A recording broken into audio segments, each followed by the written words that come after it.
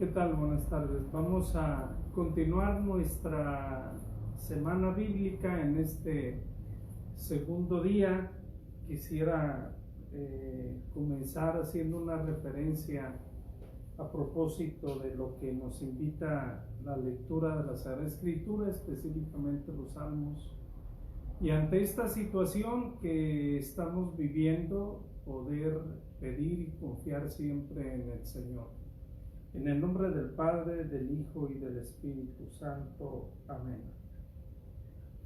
Después del Salmo 22, ese salmo que presenta la imagen del dolor y del sufrimiento, de la enfermedad, y que cita a Jesús precisamente en la cruz: Dios mío, ¿por qué me abandonaste? Viene un reclamo muy humano ante una situación de dolor que vive y que el salmista presenta a Dios. A ti clamo, Señor, de día te llamo, pero no me atiendes. Y de noche no encuentro reposo, la de una situación que está viviendo el salmista, o la realidad humana, en este caso que estamos viviendo en la humanidad. Mas tú, Señor, me das la espalda a mi existencia. Y luego de este reclamo viene el hermosísimo Salmo 23, que les invito a hacer esa experiencia o ese camino, ese recorrido que el Salterio nos presenta. La confianza absoluta en Dios, que es el Señor como pastor. Utiliza la imagen de los pastores que cuidan, que orientan, como en Juan 10, que dan la vida por sus ovejas. Y luego enseguida deja la imagen del pastor y habla directamente al Señor. Tú, Señor, fortaleces mi alma, me guías por el camino del amor, por el sendero justo, aun cuando pase por cañadas oscuras. Tu vara y tu cayado me dan seguridad, me protegen. Tu bondad y tu favor espero ver siempre en mi vida, y habitaré en la casa del Señor por años sin término, esos años que son la eternidad, el tiempo sin tiempo, al que nos invita el salmista a pensar y a confiar siempre en este salmo. Pues que el Señor proteja y acompañe siempre nuestra vida, y en esta invitación todos nos veamos reflejados en la imagen que ahora muchos de nuestros hermanos están viviendo. Pedirle al Señor su protección, pedirle al Señor que esta quebrada oscura encuentre apoyo y fortaleza en su amor y en su verdad. Bien, vamos a entrar ahora en este segundo día a analizar dos figuras que me parecen muy importantes, acompañadas: la inspiración y la interpretación bíblica, que son acciones bajo el Espíritu, y las tradiciones y los géneros literarios, que son también, digamos, acompañadas de un mismo sentido.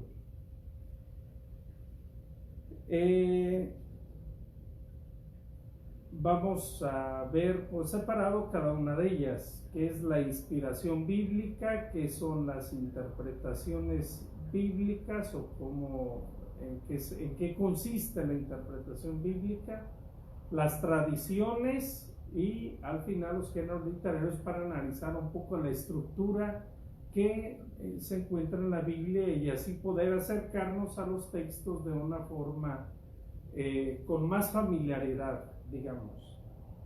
Ok, Bueno, vamos a comenzar con la inspiración bíblica. Quiero citar estos tres textos del Concilio Vaticano I, la Dei Filium, que por su parte nos presenta el significado, el contenido, la definición de lo que es la inspiración bíblica, la Providentissimus Deus, y del Concilio Vaticano II, dos números de la Dei Verbum, el 9 y el 11. A esto le vamos a llamar como una especie de nomenclatura bíblica a esta explicación de estos conceptos. La inspiración bíblica es una palabra, desde luego, compuesta.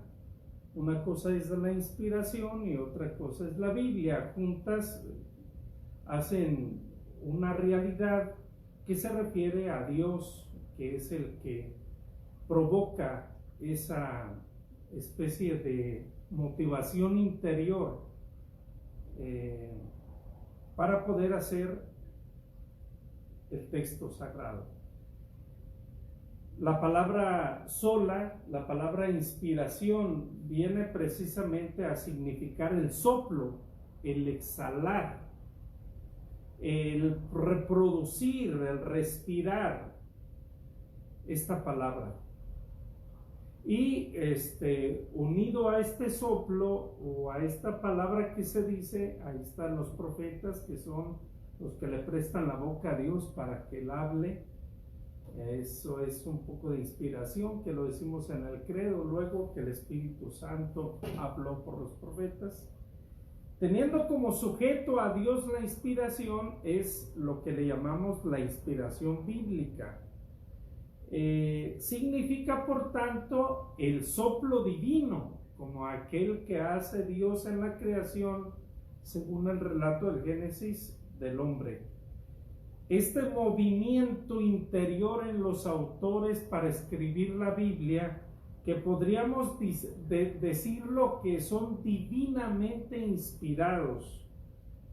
Entonces, toda criatura tiene estas motivaciones, y cuando esas motivaciones tienen como sujeto a Dios, pues hay una inspiración divina. Dice la segunda carta a Timoteo en el capítulo 3, verso 16, que toda la Sagrada Escritura está divinamente inspirada o ha sido inspirada por Dios. Tiene a Dios como sujeto y escrita por los agiógrafos, los santos escritores. Eso significa la palabra agios grafos, que en distintos momentos, en distintas situaciones, en lo mismo situaciones históricas, escenarios, talentos diferentes, los unifica o los guía Dios para escribir. De tal manera, dice el Concilio Vaticano I, los libros íntegros del Antiguo Testamento como los del Nuevo Testamento, en todas sus partes, deben ser recibidos como sagrados y canónicos. La palabra canónico, porque también forma parte de esta nomenclatura. El canon era una medida, el metricón, un canon que se ponía como criterio. La Sagrada Escritura que nosotros los católicos utilizamos tiene el canon largo, y en el canon breve hacen falta algunos de los escritos que nosotros tenemos en nuestras traducciones, sobre todo el Antiguo Testamento, y que representan el canon breve. todos habiendo sido escritos bajo la inspiración del Espíritu Santo, tienen a Dios como autor y han sido confiados como tales a la iglesia. Fin de la citación.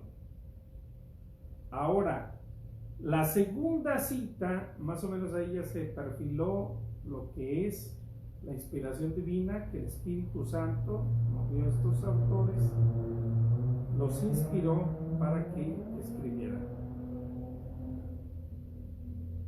El segundo texto, el Espíritu Santo, por su poder sobrenatural, avivó e impulsó a los escritores sagrados a escribir y los ayudó mientras escribían, de tal modo que ellos concibieron en sus mentes lo que tenían que escribir y lo hicieron fielmente a esta verdad infalible, todo lo que Dios les mandó.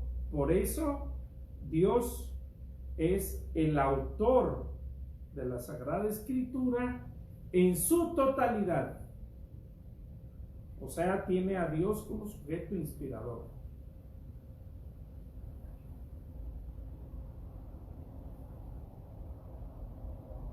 El tercer texto, que se refiere precisamente al Concilio Vaticano II, la Dei Verbum, en el número 9 y el 11, dice: la Sagrada Escritura es palabra de Dios en cuanto fue escrita bajo la inspiración del Espíritu Santo.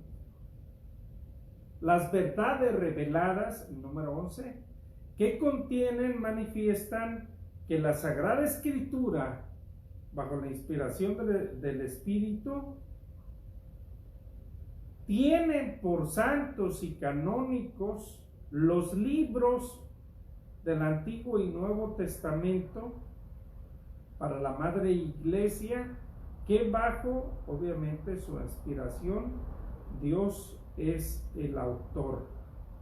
La redacción de estos libros, para poder realizar esta redacción de los libros, Dios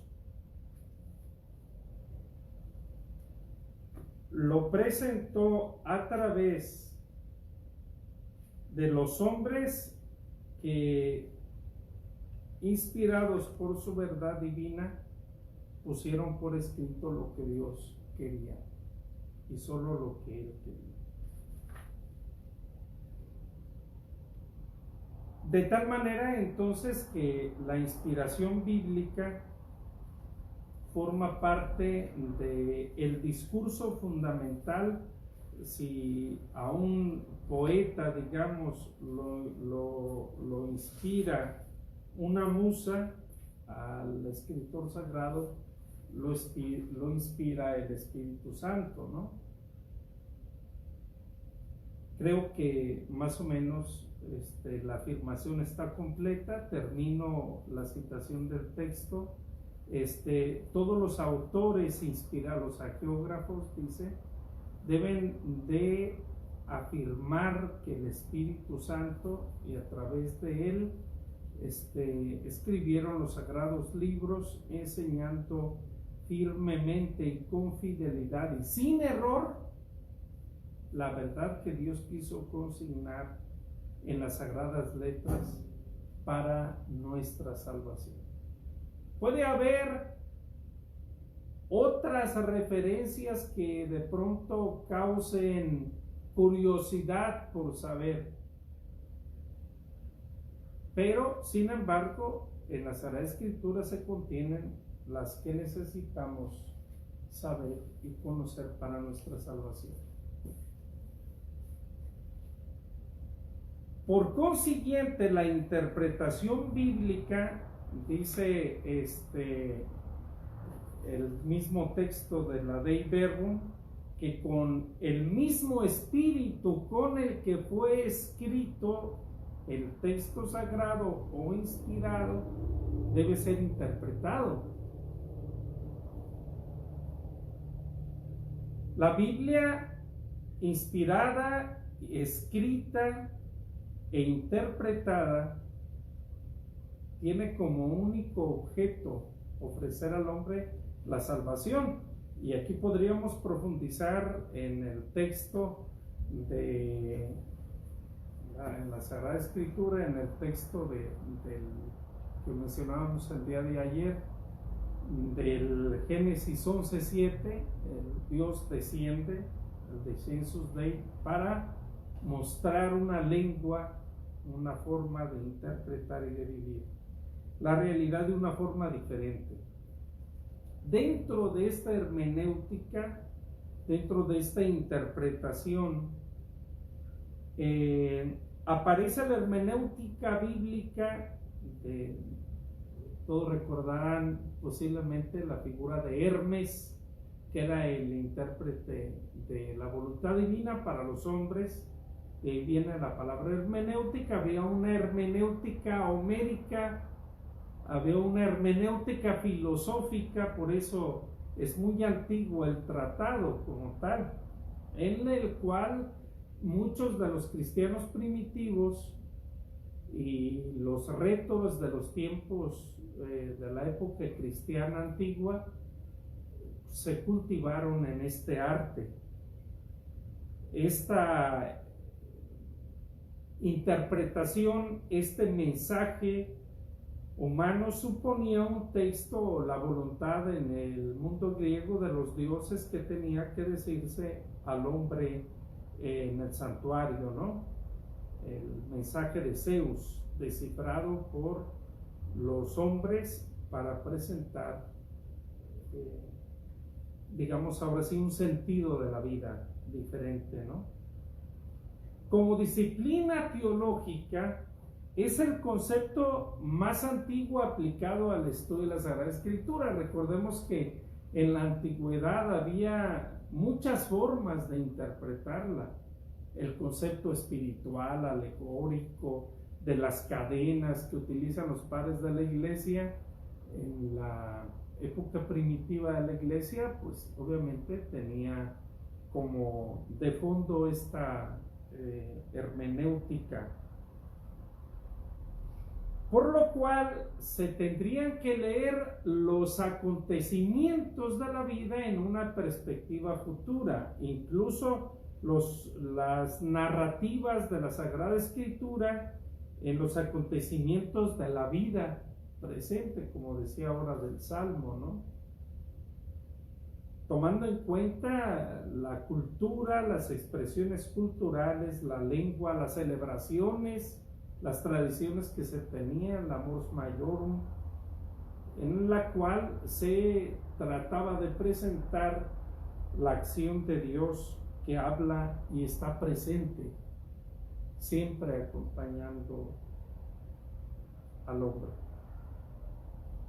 Un tema de mucho cuidado para el estudio bíblico es precisamente la hermenéutica, porque no se trata de hacer una interpretación política o poética o amorosa, afectiva, o dar una opinión personal, sino una interpretación de las Sagradas Escrituras, una interpretación de la palabra de Dios.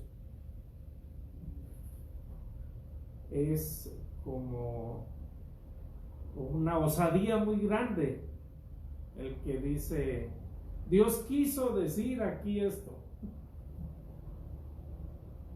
O sea, interpretar la palabra de Dios, hay que tener cuidado, hay que irnos con calma en la interpretación.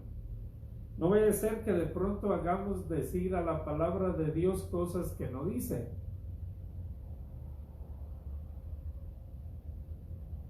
Fueron precisamente los padres de la iglesia también los que introducen los textos sagrados en un sentido, el sentido alegórico, el sentido espiritual. Orígenes habla mucho en esta obra de Principis sobre el sentido espiritual de los textos. O sea, interpretar el texto no es sentido literal, ad literam, sino aplicarlo a la espiritualidad del hombre, y de ahí se desprende un sentido, el sentido espiritual.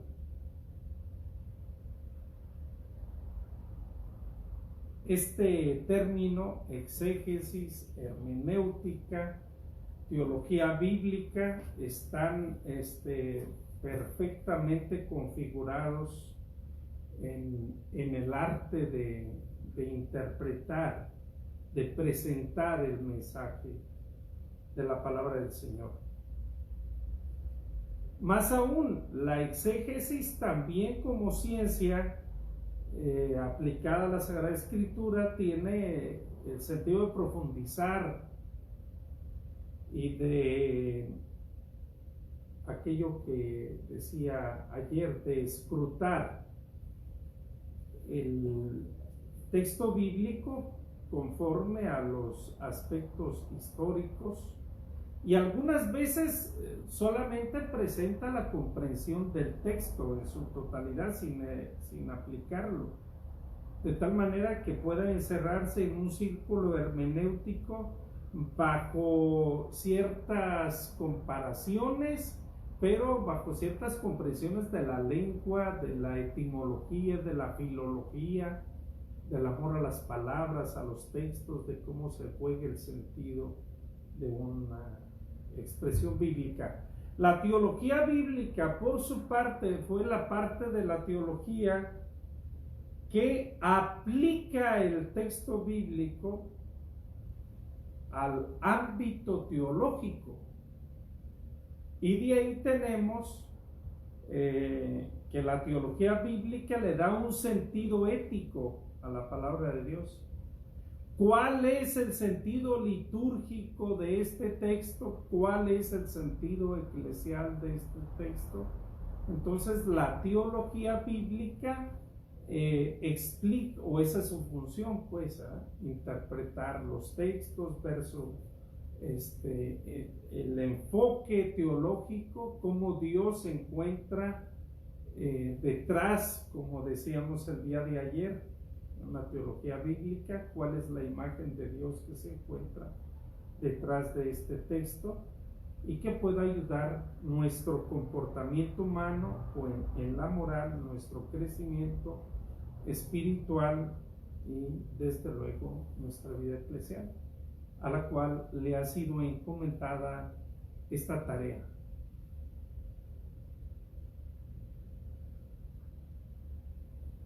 Ahora, vamos a ir un poquito más rápido para poder llegar a la parte que nos interesa. Las tradiciones, creo que es un tema, aparte de que es complicado, es un tema muy interesante, porque en algunos biblistas es un tema ya derogado. Sin embargo, se encuentra presente en el estudio de la Sagrada Escritura. O sea, algunas redacciones, sobre todo del Antiguo Testamento, responden a estas 4 tradiciones: la tradición eloísta, la tradición sacerdotal, la tradición yavista y la deuteronomista. Recuerden que el primer relato de la creación, Génesis 1, es un relato eloísta. Llama a Dios Elohim, no Yahvé. In Bereshit bara Elohim. Es un relato eloísta. Y luego viene el segundo discurso de la creación, que es un relato sacerdotal. Vamos a ver entonces las tradiciones como transmisiones del mensaje divino. Aquí es donde se atribuye a lo largo de los años que la forma oral que se había ido transmitiendo el mensaje de la historia del pueblo de Israel se convierte en una tradición escrita. Y a ello responde esta atribución, porque cada uno de esos círculos formaban como escuelas, y cada una de esas escuelas tenía un estilo de interpretar los acontecimientos de la vida y también el origen del hombre, del mundo, de Dios, de la prehistoria, de los patriarcas, de los jueces, de los reyes, etcétera, ¿no? Las tradiciones se consideran como los documentos más antiguos que dieron origen precisamente al Pentateuco y que utilizan algunas formas muy peculiares en la dimensión bíblica. Relacionados con ellos se encuentran entonces los profetas y se encuentran los escritos que les llamamos sapienciales. La tradición eloísta, vamos a ir por partes. La tradición eloísta, posiblemente la tradición más antigua, mezclada con la sacerdotal, al parecer es la única diferencia que es notoria, porque llaman a Dios Elohim. Justo antes de la caída de Jerusalén por los imperios asirio, babilonese, etc., el objetivo era mostrar cómo la casa de David y la alianza del Sinaí formaban parte de la historia religiosa del pueblo. Es una tradición que se dirige posteriormente al Reino del Norte, que estaba, lo explicaremos mañana un poco, el Reino del Norte, el Reino del Sur, y a ella se le atribuyen los relatos como el que decía del Génesis 1 al 2, 4a, el relato de la creación, algunas formulaciones del Decálogo, el Éxodo 24 y el Deuteronomio 27. La tradición ya vista precisamente trataba de recuperar la monarquía davídica, la presencia del reinado de Salomón, y era dirigida por los del Reino del Sur, donde se encontraban precisamente en Jerusalén las dos tribus de las cuales surgieron los reyes, las dos tribus más pequeñas, la de Judá y la de Benjamín, de donde salió respectivamente Saúl y David y Salomón. Aquí quiero detenerme un poquito en la tradición deuteronomista, porque considero que es la más importante. De hecho lo es, aunque no lo considere. Se le designa con este nombre a la forma de presentar el mensaje de la nueva alianza, de la reestructuración del regreso del exilio. Vamos a ver a Esdras y a Nehemías que comienzan a reestructurar el culto del templo, la muralla de Jerusalén y desde luego la sociedad, la obra del deuteronomista, ¿no? El rey Josías, una tradición que es presentada casi como una figura de código legislativo, y su tema central desde luego va a ser la elección del pueblo de Israel, porque Dios ha escogido a ese pueblo no por ser el más numeroso o el que tiene más méritos, sino por pura bondad y por gracia divina, como dice el Deuteronomio 7. Esta relación amorosa se convierte casi en una metáfora para hablar del amor de Dios por su pueblo. Esta imagen tenía que estar constantemente o recurrentemente presentada, sobre todo por el famoso Shema, que era el volver a recordar los acontecimientos de Dios, que Dios es uno.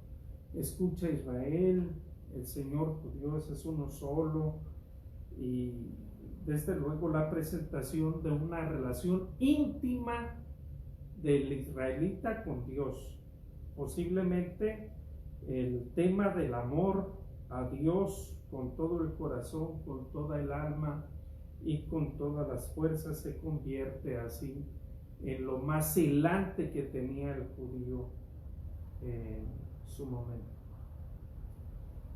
Unido a esto se encuentra, por consiguiente, la figura de, o está relacionado con la figura de la protección a la tradición sacerdotal para proteger la tienda, el templo, los sacrificios, y como lo vamos a ver en la famosa alianza, la de la humanidad, y los acontecimientos que forjaron al pueblo de Israel.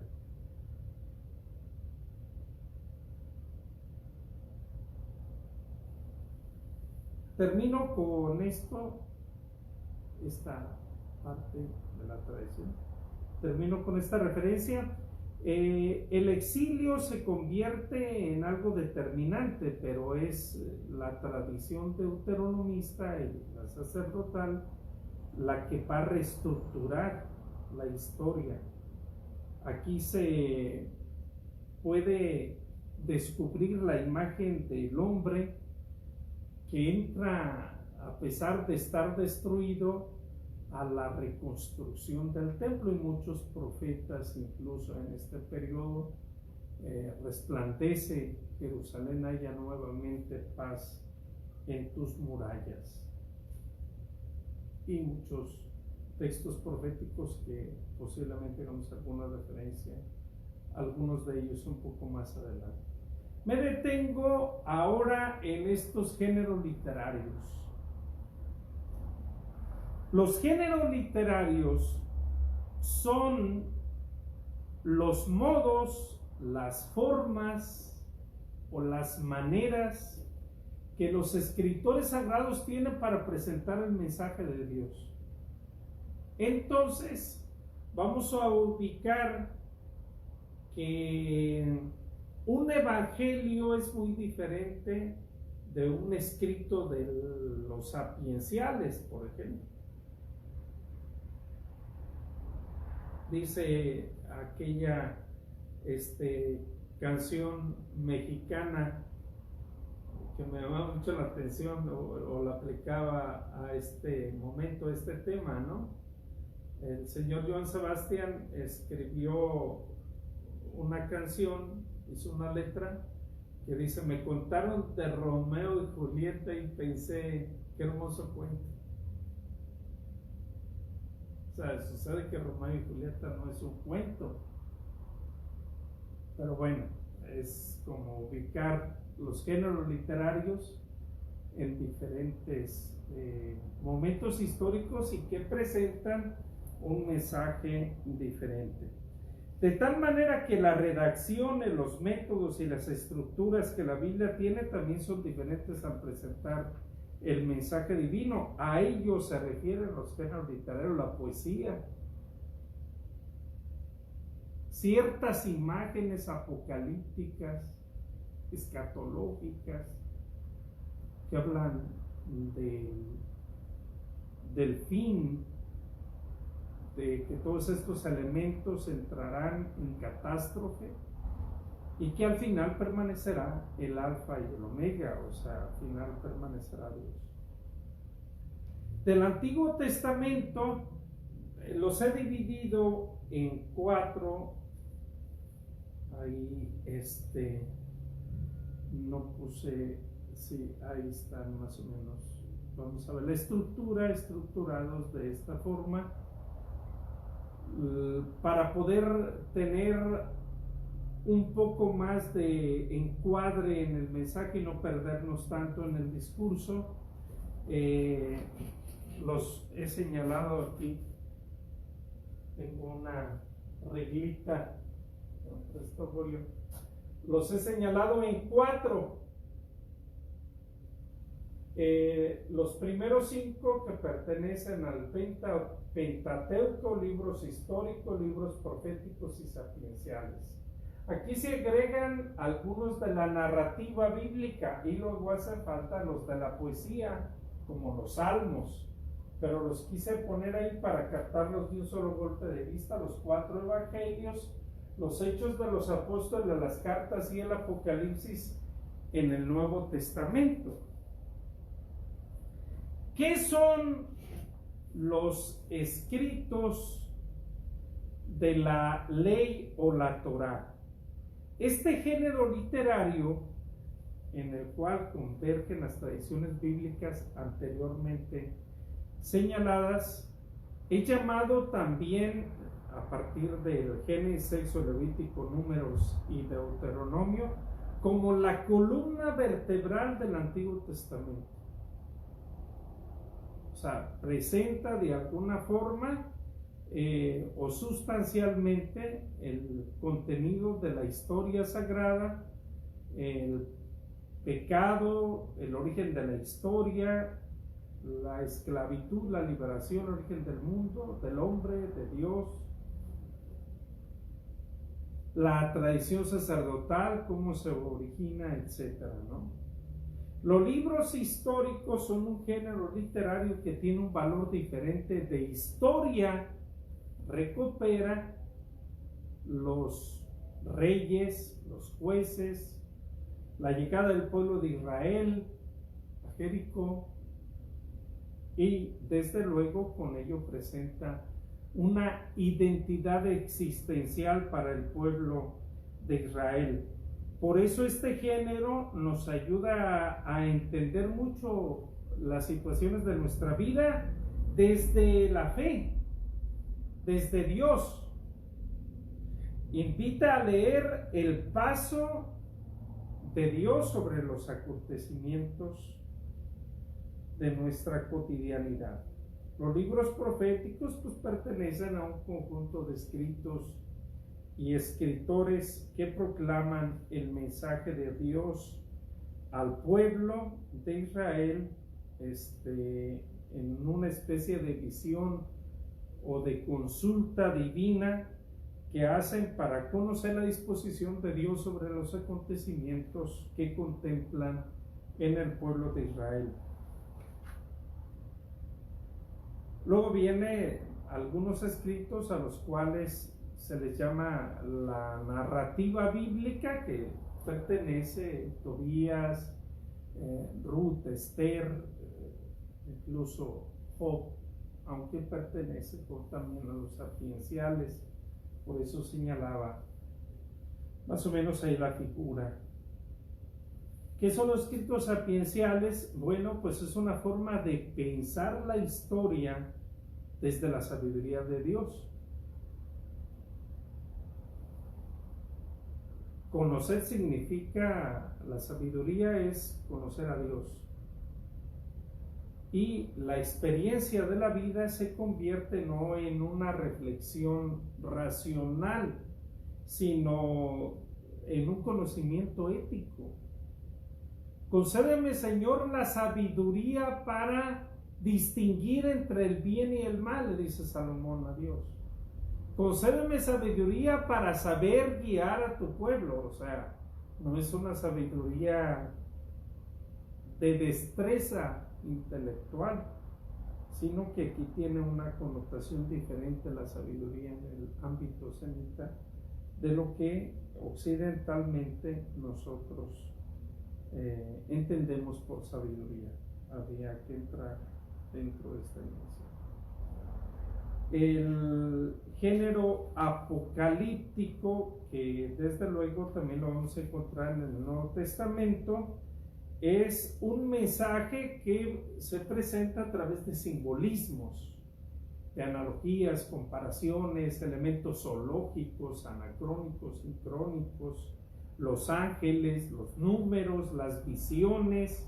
Todo esto forma parte de la finalidad que este género utiliza para mostrar al hombre el mensaje de la revelación, el mensaje de Dios. Y desde luego Dios, que destruye el mal, presenta algunas veces una especie de cataclismo que viene a purificar al hombre y al mundo creado, algo así como lo que sucede para mostrar verdaderamente la imagen de la voluntad divina sobre la creación y desde luego sobre el hombre. Ya en el Nuevo Testamento nos encontramos con los 4 géneros literarios de los evangelios, cartas, hechos y apocalipsis. Los evangelios corresponden a un autor específico en primer lugar, ¿no? Conozco como Isaías, por ejemplo, que tiene el primer Isaías, el segundo, el tercero, el cuarto Isaías. Es un autor específico que narra los acontecimientos, los hechos, palabras, dichos de Jesús. El primer evangelio, que es el evangelio de San Marcos, que no trasciende posiblemente al año 60, 65, y el evangelio de Mateo y Lucas, que fueron escritos más o menos por el año 80, y el evangelio de San Juan, que fue escrito del 95 al 100. Ese es su periodo. Los hechos de los apóstoles pues habla de la primitiva comunidad. El apóstol fundamental o el protagonista de esa historia es Pablo. Por eso muchos pensaron en los hechos de los apóstoles de los demás apóstoles y hicieron muchos escritos apócrifos, los hechos de Tomás, los hechos de Simón, etc., el querigma de San Pedro, y pertenecen, el evangelio de San Judas pertenece desde luego a la dimensión apócrifa de los escritos. Bien, las cartas pues obviamente son escritos que tienen la estructura de la carta, un saludo, una despedida y el cuerpo del escrito. Los más importantes desde luego son las cartas paulinas, Romanos, 2 de Corintios, Gálatas, Efesios, Filipenses, Colosenses 1 y 2, y luego las cartas pastorales que dirige a Timoteo y a Tito, la carta a los Hebreos, que no necesariamente es de Pablo, y luego enseguida van a venir las cartas apostólicas, la de Santiago, las 3 de San Juan, la de Judas y las de San Pedro, 1 y 2 de San Pedro, y el Apocalipsis, que posiblemente haya sido escrito por una escuela juánica. Total que tenemos 73 libros canónicos en la estructuración de nuestra Sagrada Escritura. Quiero señalar en este momento estos géneros y cómo se dividen brevemente para que de un solo golpe podamos ubicar los escritos del Nuevo y del Antiguo Testamento. Nos encontramos que estos 5 libros son los así llamados de la Torá. Son los Génesis, Éxodo, Levítico, Números y Deuteronomio. Luego vienen los escritos proféticos que en algunas ocasiones presentan otra división: Jeremías y los profetas mayores, los profetas menores, los profetas preclásicos, clásicos y neoclásicos, los profetas del sur, los profetas del norte, todos son profetas: Jeremías, Isaías, Baruch, Ezequiel, Daniel, Oseas, Joel, Amós, Abdías, Jonás, Miqueas, Nahum, Habacuc, Sofonías, Egeo, Zacarías y Malaquías. Después viene este elenco que lo hemos llamado escritos históricos. a los cuales desde luego pertenece Josué, que es el que hace entrar al pueblo de Israel del Éxodo a Jericó. Y luego viene la vida de los jueces que da lugar a los reyes. Ruth es un libro intermedio porque de Ruth precisamente nace de Obed, nace el rey Saúl. De aquí se emprende desde luego la imagen del rey David, del truco de Jesé. De aquí se emprende la imagen de los reyes, los libros históricos de crónicas, Esdras y Nehemías, que reestructuran el templo, sacerdotes, y luego estos que les decía de la narrativa, los libros de los macabeos, con los que terminan este género. Y luego vienen los escritos sapienciales, que en su contenido fundamental, el libro de Job o del Cantar de los Cantares tendría que estar aquí en estos verdes. Utilizamos esta imagen, no está completa del todo, pero bueno, podríamos ubicar un Pentateuco sapiencial, el Cantar de los Cantares, Sabiduría, Proverbios, Eclesiástico y Eclesiastés. Y en el Nuevo Testamento, los 4 evangelios, las cartas, los Hechos y el Apocalipsis. Mateo, Marco, Lucas y Juan, los 4 evangelios, las cartas, como decía, las Paulinas, que son prácticamente hasta aquí. O sea, Romanos, 2 de Corintios, Gálatas, Efesios, Filipenses, Colosenses, 2 de Tesalonicenses, 2 a Timoteo, Tito, Filemón. Hebreos posiblemente no es de San Pablo. Bueno, algunos estudios de la crítica textual lo han evidenciado.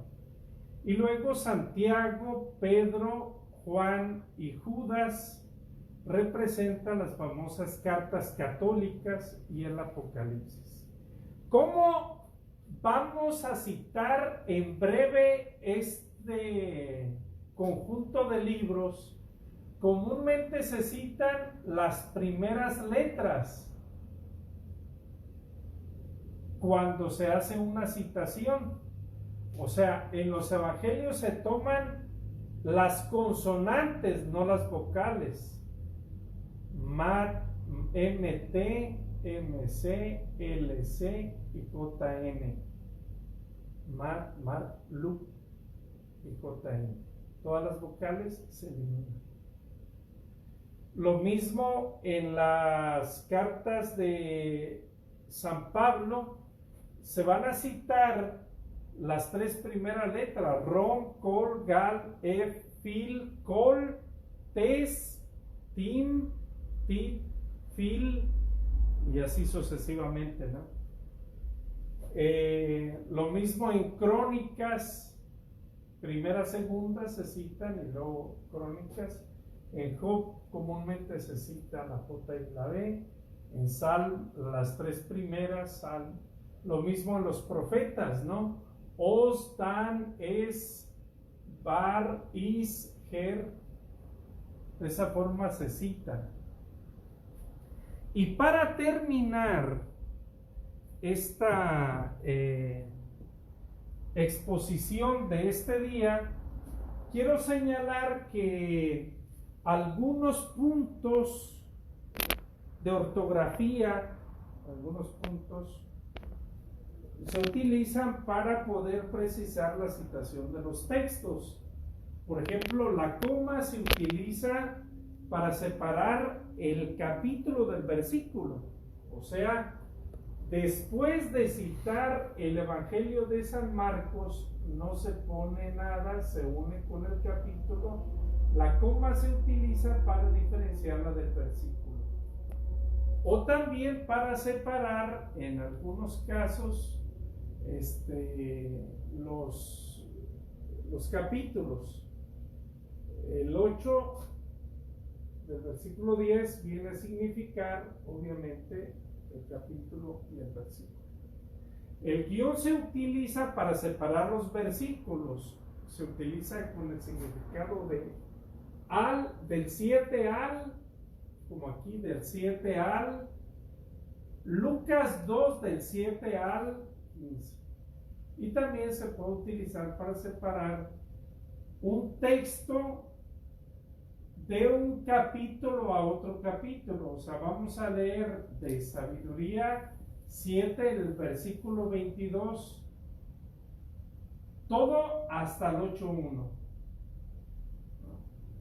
Y luego el punto se utiliza para separar las citas de un mismo libro, que equivale a decir, y por ejemplo, Marcos 3,2-7 significa que se va a leer el Evangelio de San Marcos, el capítulo 3 del 2 al 7 y el 12. No se va a leer el 8, el 9, el 10 y el 11. Esos no se van a leer, se va a leer hasta el 12. Entonces, algunas veces implica otra lectura o pasarse a otro texto. Y finalmente, el punto y la coma se utilizan para dar lugar a una nueva cita, sobre todo en algún libro diferente. O sea, vamos a leer el libro del Apocalipsis, el capítulo 6, del 14 al 17. Y luego nos vamos a ir a el Evangelio de San Juan y vamos a leer el segundo capítulo del 10 al 11. El punto y la coma significan que se está remitiendo entonces a otro texto. Las dobles S significan que son siguientes. O sea, vamos a leer, nos ayudan a entender, como en este caso, que vamos a leer Isaías 45, capítulo 45, del 26 y siguientes, hasta que se acabe todo el capítulo 45, podría ser. Y las letras A, B y C son las en las que se divide un versículo. El versículo se puede dividir en tres partes. Cuando hay un versículo muy largo, entonces nada más queremos leer la parte intermedia, como en este caso, que nos remite a Esther. Nada más vamos a leer la parte intermedia del versículo 9. De esta forma, precisa uno el significado de un texto que quiere uno leer o citar. Bien, pues esperemos que en este día el Señor nos haya permitido también un acercamiento general. Lo decíamos el día de ayer, queremos hacer que nuestra semana tenga una visión general a la que les invito a todos a hacer el esfuerzo para poder tenerla, ¿no? Pues les agradezco a toda la parroquia que nos sigue, a los alumnos de la Escuela de Biblia que también me han mandado por ahí algún mensaje, a todas las amistades y personas que nos escuchan, mi compadre Beto, mi comadre Fátima, que también se han interesado muchos de estos temas. Que el Señor los bendiga y nos acompañe en este proyecto en esta semana. Gracias, buenas noches.